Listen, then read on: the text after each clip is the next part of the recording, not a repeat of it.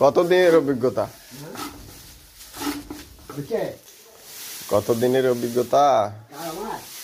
আমার অভিজ্ঞতা অল্প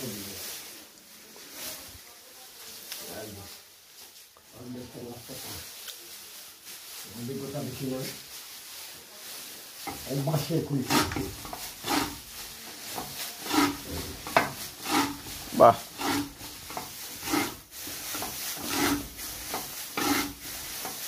আরো চিকন তুলতে পারবো। আরো চিকন করা যায়? তা করার দরকার নেই, আপনি ওইভাবে কাটেন।